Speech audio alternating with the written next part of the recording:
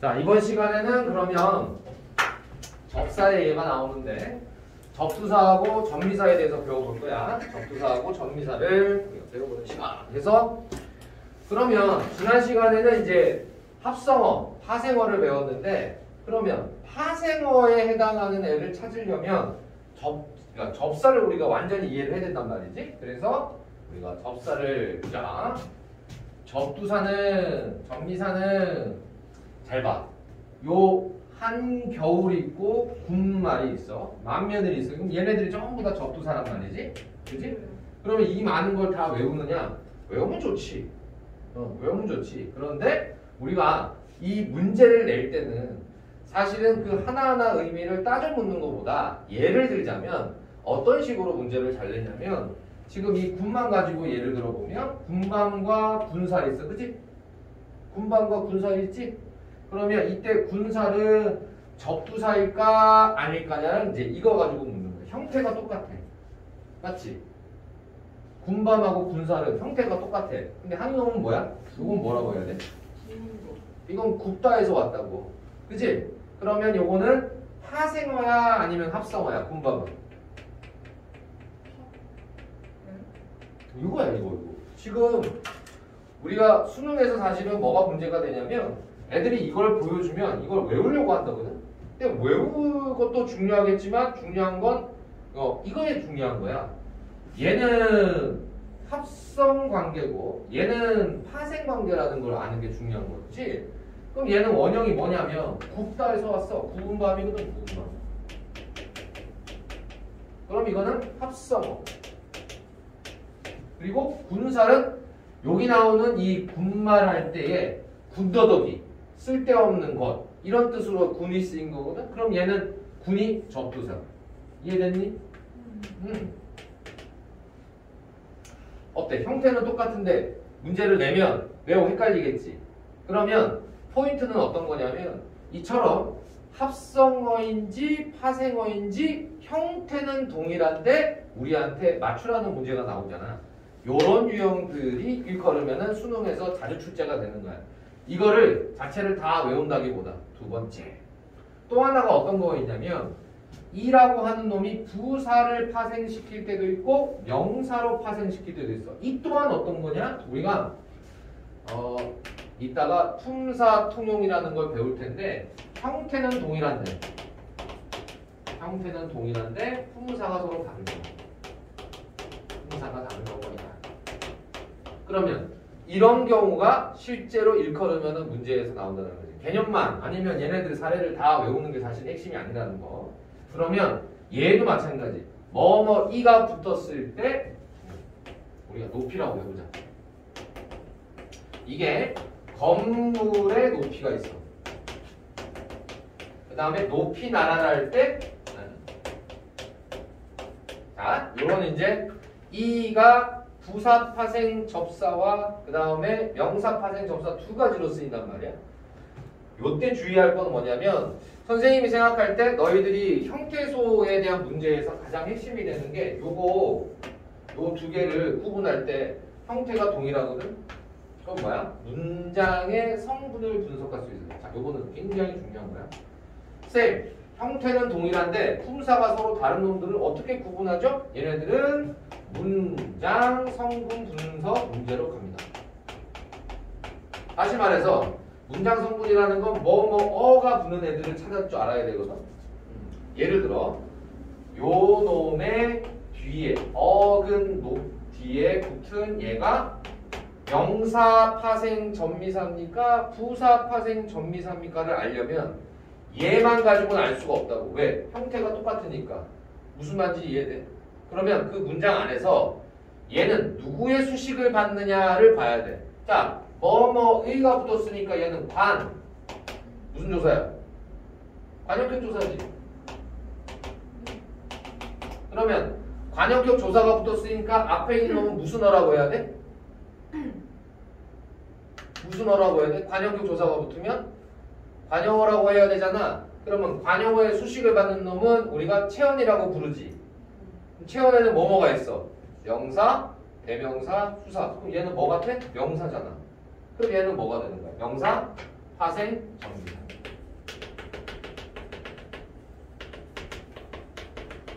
하나 예를 보여주는 거야. 지금 문제로 낸다라는 건 요거를 다 외워가지고 문제를 내는 게 아니라 요렇게 군밤과 군살이 같을 때 구분할 줄 아느냐. 형태가 같은데.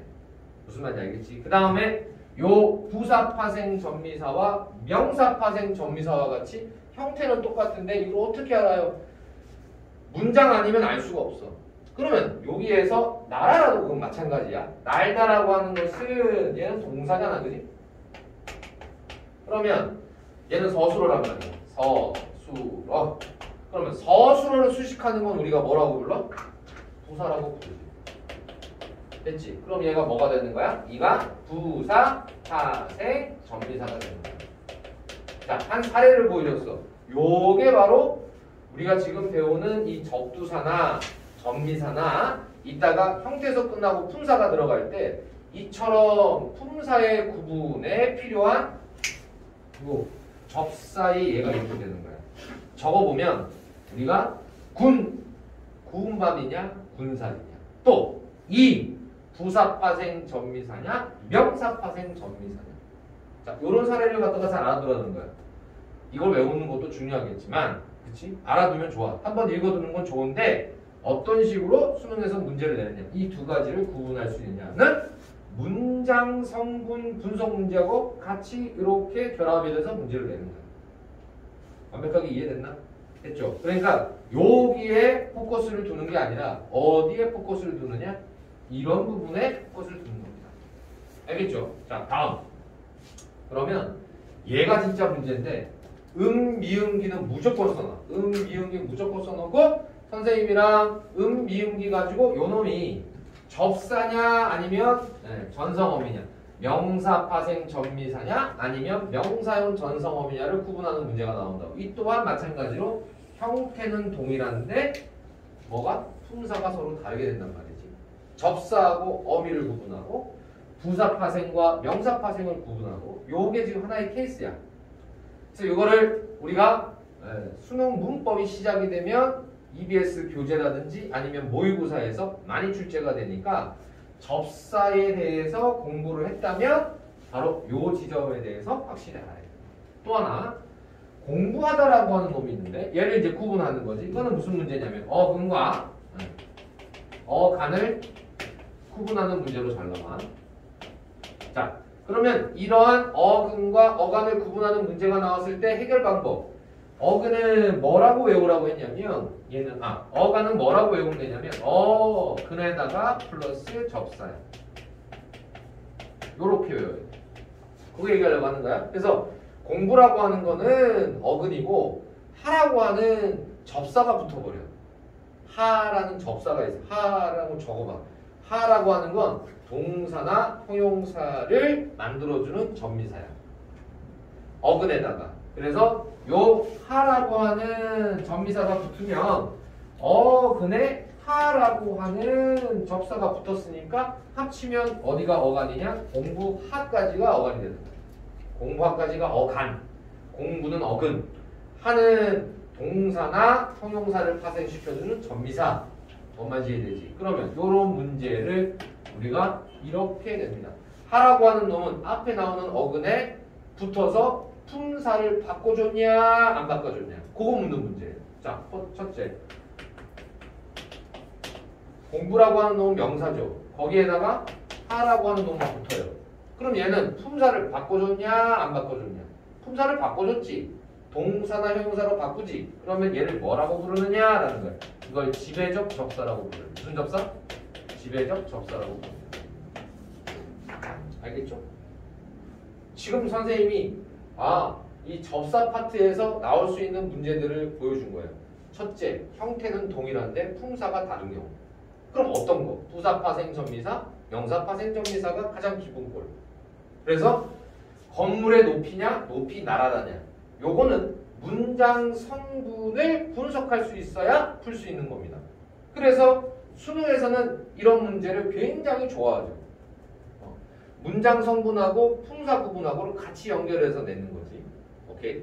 자, 그와 가장 대표적인 게 미음, 기야. 미음, 기는 따라서 여러분들이 뭐 할 때 기억을 하면 되냐면 이따가 우리가 실제 문제가 나온다고 달리기를 이제 문제로 냈는데 달리기가 이때 붙은 기가 이게 명사 파생 전미사냐 아니면 명사연 정성어미냐 그러니까 접사냐 어미냐 구분하는 문제가 나오는 게 하나가 있어요.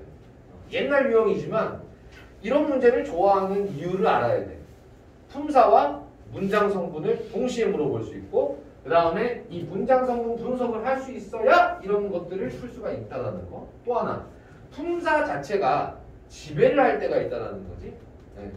이렇게 명사에다가 하를 붙여서 지배를 하게 되면 품사가 변화가 돼요. 품사 변화. 그렇죠? 이 품사 변화가 된다는 거고 또 한 가지 지금 한번 보면 접두사하고 전미사 중에서 선생님이 말한 품사를 변화시켜주는 놈은 접두사에 있을까 전미사에 있을까도 알아두면 됩니다. 지금 선생님 품사를 바꿔주는 애들은 전부 다 앞에 붙는 접두사야 아니면 전미사야. 지금 예를 들고 품사 바꿔놓은 거 예를 들어 앞에 붙냐 뒤에 붙냐 다 뒤에 붙는 전미사란 말이야. 따라서 이 접두사는 얘는 제한적 접사가 많아요. 제한적 접사라는 거는 어근의 뜻을 제한해 주는 거야. 어근의 뜻을 제한해 주는 거야.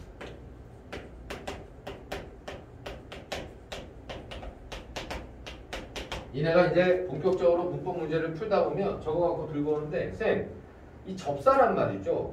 뜻이 있는 거 아닌가요?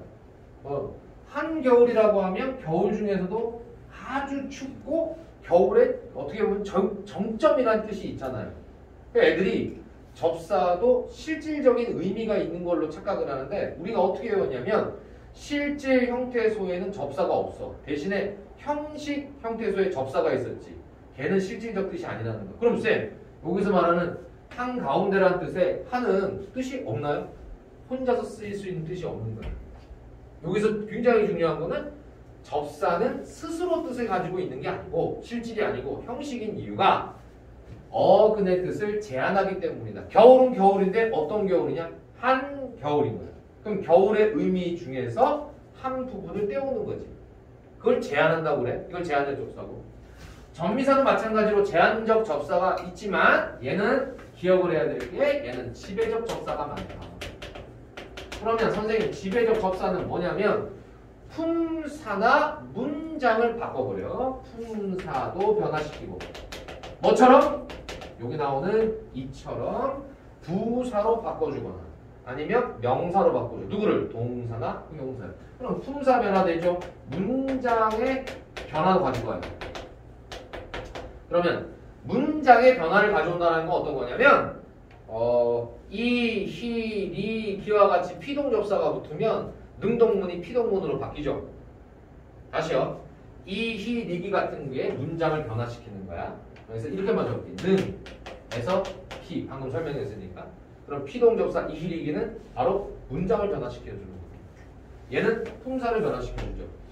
따라서 친구들이 저 표를 보고 저걸 암기하려고 달려드는 시간에 선생님이 볼 때는 이처럼 수능에서 나오는 접사의 원리를 아는 게 훨씬 더 유익하고 도움이 될 것이다.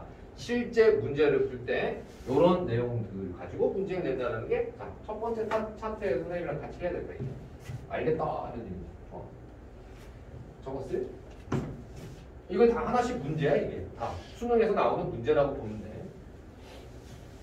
미리 한번 본 거지. 아 이렇게 되는구나. 자 다음은 두 번째 차트입니다. 네.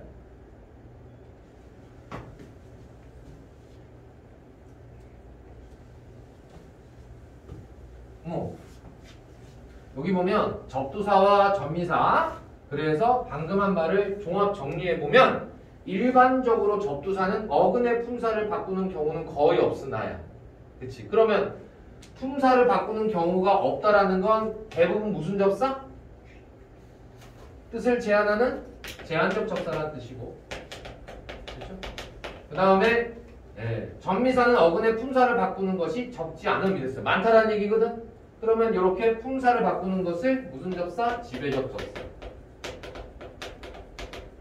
그러니까 접사 중에서 이처럼 품사를 바꿔주는 놈들이 있어서 이게 수능에서는 가장 큰 핫한 이슈가 되는 거지. 그걸 아는 게 훨씬 더 좋다. 그러니까 접두사나 전미사의 사례를 적어주는 이유는 이런 모양새의 접두 전미가 있다라는 거.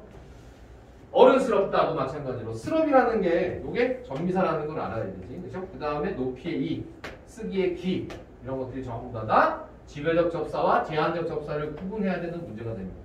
정리를 해보자면 이런 거죠. 지배라는 건 품사 변화, 문장 변화, 제한은 어근의 뜻을 제한이라고 선생님이 딱 정리해주는 겁니다. 요거를 그대로 받아 적으면 될 거야. 꼭 기억하셔야 돼. 접사 문제는 저게 핵심이니까. 뜻을 제한하느냐 아니면 품사나 문장의 성격을 변화시키느냐. 요게 관건입니다. 그러면 이 문장의 성격을, 그러니까 문장이나 품사를 변화시켰는지 안 했는지를 알려면 그래서 우리가 다음 파트에서 배워야 될 문장 성분 분석이 필수가 되는 거예요.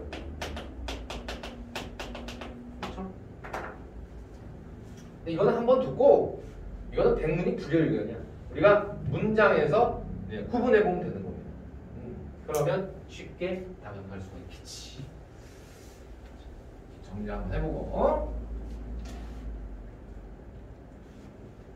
그러면 이번에는 합성어로 넘어가는데 이게 통사라는 말이 있고 비통사라는 말을 들어봤을 거야. 비통사는 우리가 일반적인 문장 순서, 일반적인 문장 순서와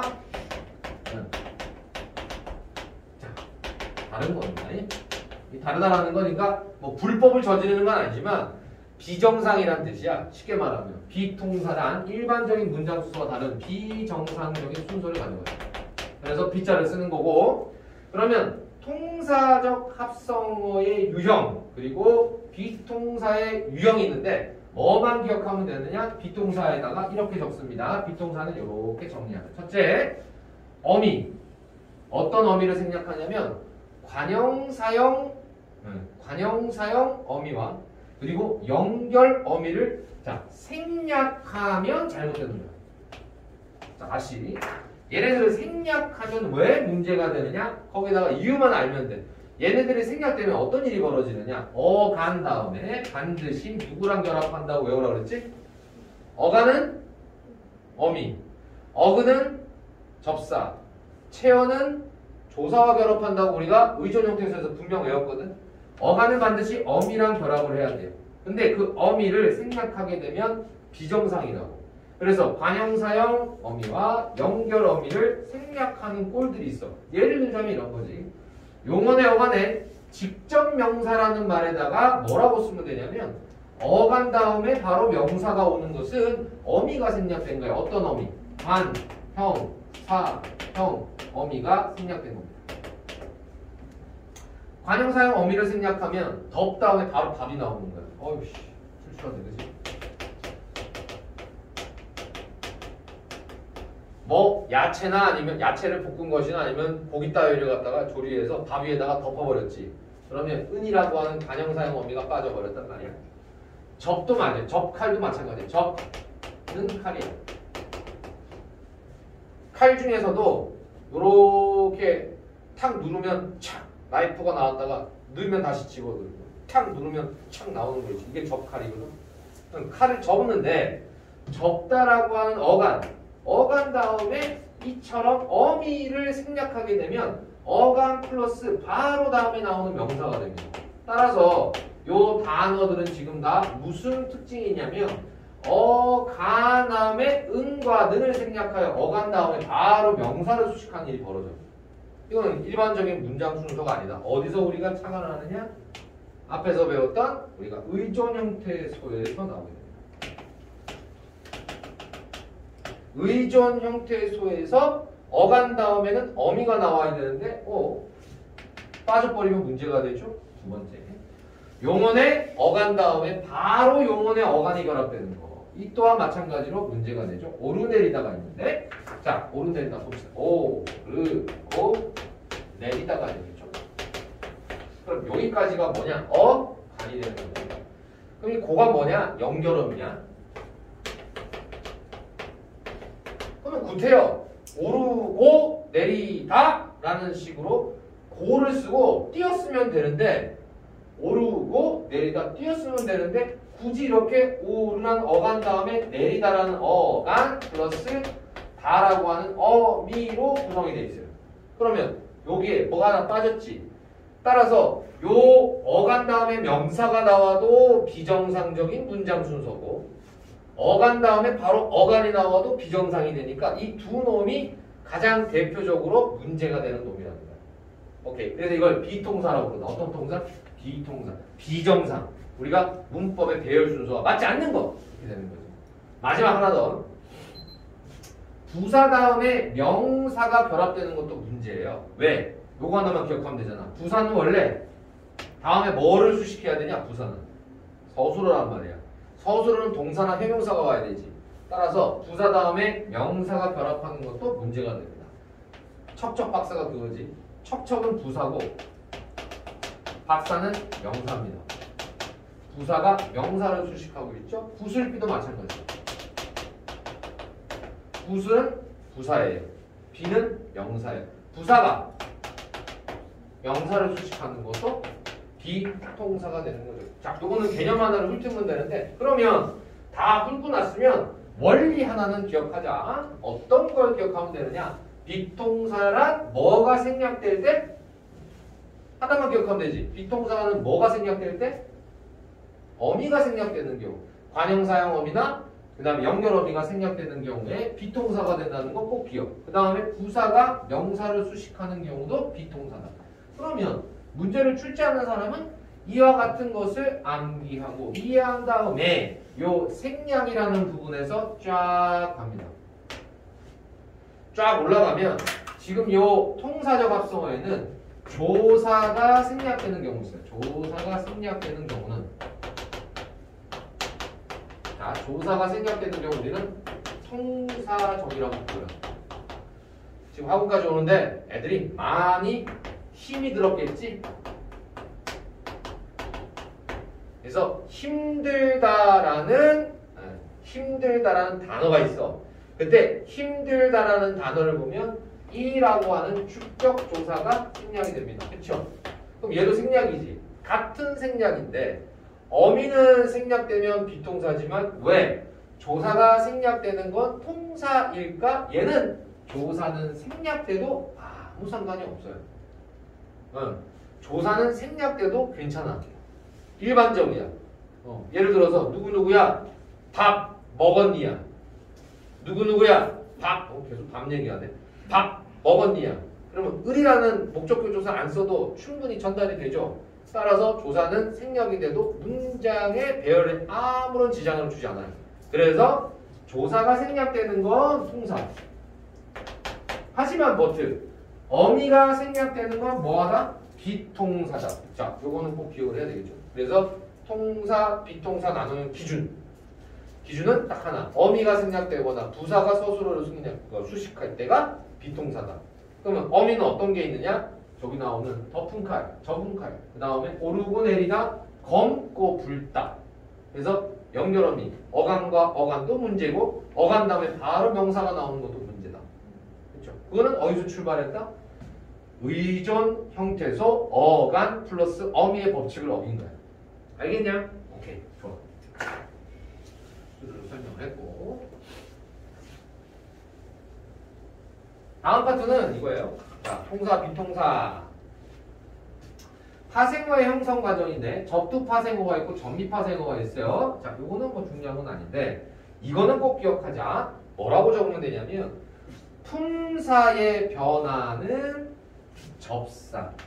품사에 내가 유지라는 말을 쓸 거야. 유지. 품사 유지는 어미. 자, 변화는 접사, 유지는 어미. 라고 하는 법칙이 있어요. 따라서 어미는 결단코 앞에 있는 어간의 품사를 바꿀 수는 없습니다. 그러면 이제 친구들이 문제 제기를 하죠. 그러면 선생님 명사형, 관형사형, 그 다음에 부사형, 전성어미라고 할 때 요 전성의 성격을 잘 알아야 돼. 품사는 분명히 품사를 바꿀 수 있어. 그러니까 접사는 품사를 바꿀 수 있는데 어미는 품사를 유지해야 돼. 그럼 왜 유지가 되냐면 이와 같은 명사형, 관형사형, 부사형 전성어미 명사형 전성어미 은미음기 관형사형 전성어미 은는 니은던 을을 니은 요런 애들이 있고 그 다음에 부사형 전성어미 개가 있다고 쳐보자. 뭐하게 빠르게 빠르게 자 이런 거 다 부사형 전성어미거든. 그러면 이런 놈들이 붙었을 때 품사가 바뀌지 않는다라는 게 어떤 놈이냐? 일단은 가장 먼저 어미라고 하는 게 붙었다고 설명을 해야 되기 때문에 그런 거야. 자, 왜 그래? 얘가 전성어미라고 그랬다고. 그러면 어미 앞에는 자, 어미 앞에는 누가 붙어야 되느냐? 간이 붙어야 되지. 간과 어미가 붙을 수 있는 품사는 딱 동사, 형용사, 어술격 조사가 있어요. 자, 그러니까 흐름을 가볼게. 흐름을 타봐. 품사를 변화시키는 접사야. 아까 배웠던 거. 이라든지 부사파생 전미사, 명사파생 전미사. 그 다음에 명가. 요런 애들은 품사를 완전히 바꿔줬으니까 문제가 될 게 없는데 이 품사 유지하는 어미가 붙었을 때는 분명히 어미라고 했으니까 앞에 어간이 와야 돼. 그럼 어간과 어미로 구성이 되는 놈들은 우리가 용언 중에 그러니까 용언이고 동사, 형용사, 서술격 조사밖에 없어요. 얘네들 그래서 죽었다 깨어나도 요 명사형 전성어미 음미음기가 붙었다고 해서 명사라고 취급 안 해. 얘네들은 계속해서 뭐냐? 동사나 형용사인 거야. 품사가 안 바뀌는 거야. 요거 잊지 말아야 돼. 이걸 알아야 나중에 음미음기 문제를 풀 때 그거 가지고 풀어요. 품사가 유지가 됐으니까 서술어로 계속 작동하고 있는 거야. 주어가 필요하고. 그 다음에 계속해서 서술어로서 작동을 하니까 앞에 수식하는 애는 관형어가 아닌 부사어가 수식해야 돼. 라는 것을 설명할 때 요 원리가 작동이 됩니다. 그래서 어간과 어미가 붙었다라는 것은 무조건 이놈이 품사가 동사, 형용사, 서술격 조사라는 뜻이로구나. 무슨 말인지 이해됐음? 오케이. 자, 잊어버리면 안 됩니다. 써놓고. 그래서 대표적으로 음미음기를 완전히 명사로 바뀌었다라고 정의를 내리고 얘는 여전히 동사, 형용사라고 얘기를 하는 거예요. 여기까지 적으면 돼. 요건 아마 그 책에 없을 거니까 저 부분, 요 부분을 이해를 하면 좋죠? 이거를 초반에 품사의 유지냐, 품사의 변화냐 이 개념을 가지고 이해만 된다면 한두 문제가 나와요. 그 한두 문제에서 명사 파생 전미사냐, 명사형 전성어미냐 요거를 구분할 줄 아는 거예요. 그렇죠? 그러면 요 동사, 형용사, 서술격 조사로 그대로 남아있기 때문에 이 문제를 풀기 위해서 필요한 건 다시 한 번 더 문장 성분 분석을 할 줄 알아야 된다. 그래서 오늘은 선생님이 작정을 하고 문장 성분 분석하는 방법을 간단하게 얘기를 할 겁니다. 정말 간단하게 얘기를 할 거예요. 그러니까 여러분들이 그 순서대로만 잘 따라오면 돼요. 순서대로만 잘 따라오면 그 다음부터는 이제 품사와 문장 성분을 섞어서 문제를 내도 그러면 이제 지장이 없는 거지.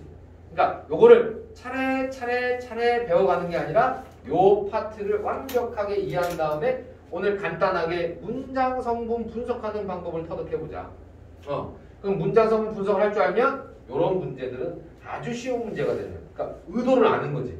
이거 이렇게 되니까 이거는 접사지. 이건 이렇게 되니까 이거는 어미지.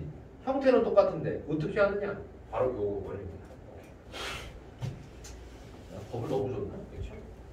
해보면 막상 해보면 어렵진 않아요. 구분하는 걸 저 방법이 있다라는 거, 저런 방법으로 하면 된다라는 것만 이해하면 되는 거죠. 그리고 나서 실제로 내가 문제를 보고 이거 이렇게 하면 되는 거였네? 라는 것만 확신이 들면 됩니다. 간단한 요령과 원리만 이해하면 되니까요. 자,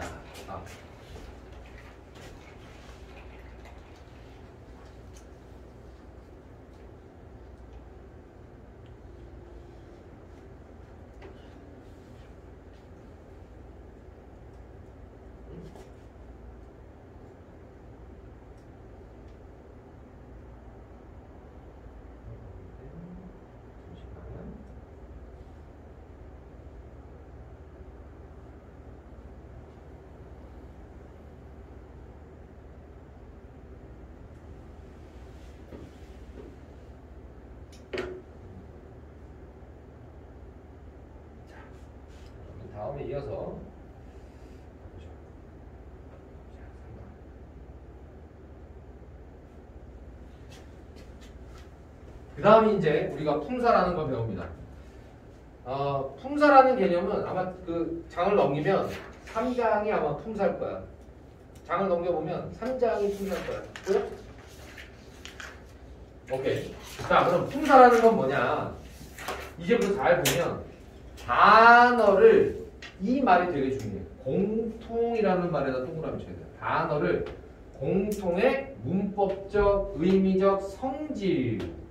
그러면 나는 이거를 품사의 정의를 두 가지. 공통적인 성질이라고 정의내릴 수 있어. 품사란 뭐냐고? 공통의 성질을 가진 애들을 묶어놓은 거야.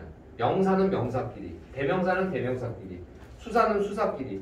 그럼 얘네들은 공통의 성질을 같이 공유하는 놈들이니까, 그러면 품사의 문제의 핵심은 뭐냐면, 품사는 구분하는 것이 가장 중요한 기준이에요. 그러니까 명사를 아느냐, 명사가 다른 애들과 다른 특징을 아느냐.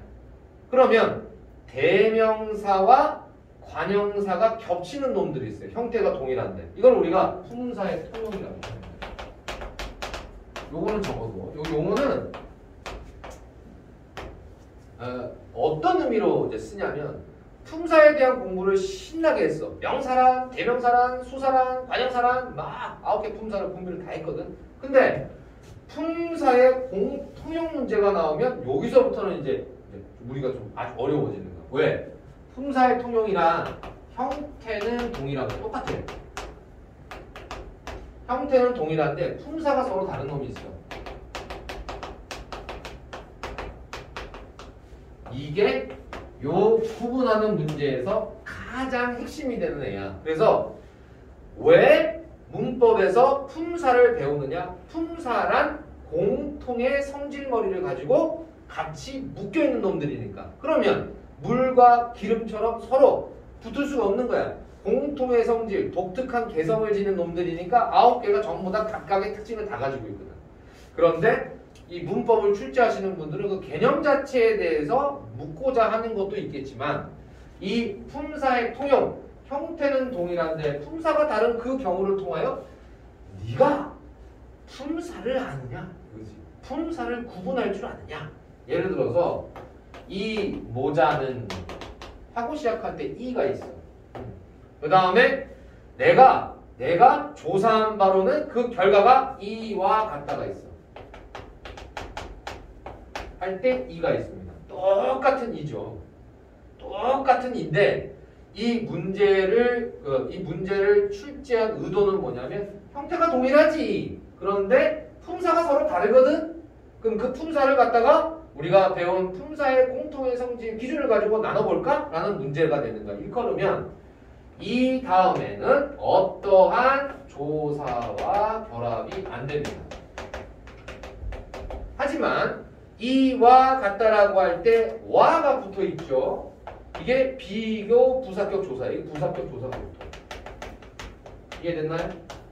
그러면 한 놈은 조사가 절대 못 들어가. 이하고 모자 사이에 어떤 조사도 못 넣어. 넣어보면 아무것도 안 들어간단 말이야. 근데 와 같다와 같은 경우 이미 부사격 조사를 썼단 말이지. 그러면 우리가 의존 형태소를 외울 때 뭐를 외우라고 그랬냐면, 잘 봐라. 체언 다음에는 뭐가 온다고 외우라고 그랬지? 이걸 외우라고 한 이유가 바로 요거 할 때 부분을 짓는 기준이에요. 무슨 얘기인지 알겠지? 그러니까 이 조사, 부사격 조사가 붙었기 때문에 앞에 있는 놈은 체언이에요. 그지? 조사가 붙었다라는 건 체언이라는 뜻이거든. 체언 중에서 명사, 대명사, 수사 가운데 얘가 대명사야. 지시 대명사라고. 얘는 지시 대명사야. 근데 얘는 조사가 결합을 못해. 조사가 결합을 못하는 애들 중에서 가장 대표 주자가 이 지시 대명사와 똑같은 형태로 쓰이는 지시 관형사입니다.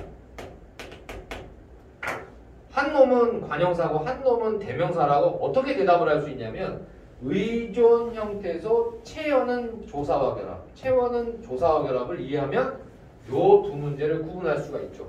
품사를 구분하는 건 대표적인 예로 이렇게 구분하는 거예요. 품사가 쓰였는데 형태가 동일하니까 요 놈이 대명사냐 관형사냐, 지시대명사냐 지시관형사냐 알 수가 없거든. 그걸 우리가 어떻게 하냔 말이지. 근데 문장 안에서 딱 보니까 이 모자는 뭐를 쓸 수가 없는 거야. 조사와 결합이 안 된다라는 거지. 요것 때문에 요 놈은 관형사라고 딱 맞추는 거야. 근데 얘는 조사가 쓰였어. 딱 맞추는 거야. 얘는 관형사가 아니라 지시대명사다. 오케이. 자, 그러면 품사 문제를 왜 내?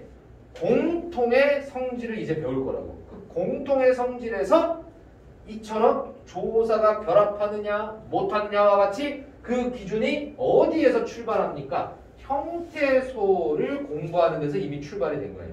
start. 그러면 형태소에 대한 개념과 품사 통용의 개념을 이렇게 결합시켜서 문제를 내는 거죠. 우리한테. 그러면 우리는 앞에 배웠던 형태소를 끌고 오는 거야. 이제 의존 형태소. 이미 한번 끌고 왔잖아. 그죠? 통사적, 비통사적 할 때 이미 비통사가 어미가 생략돼서는 안 된다는 그 개념. 형태소를 끌고 왔고 품사 통용 중에서 지시관형사와 지시대명사를 구분하기 위해서는 조사가 붙느냐 못 붙느냐 바로 의존 형태소 체험조사 가지고 문제를 푼다는 거지. 이게 원리였던 거죠. 그러면 앞에 있는 것을 충분히 갖고 와야 된다는 거지. 그래서 이 국어에는 9개의 품사가 있는데 그 품사를 다 외우는 게 중요한 게 아니라 얘네들 각각이 어떤 특징이 있고 그 다음에 중요한 거 나눌 수 있느냐 없느냐를 우리가 살펴봐야 된다. 완전 이해? 이제 시작 그럼 해보죠. 잠깐 할까?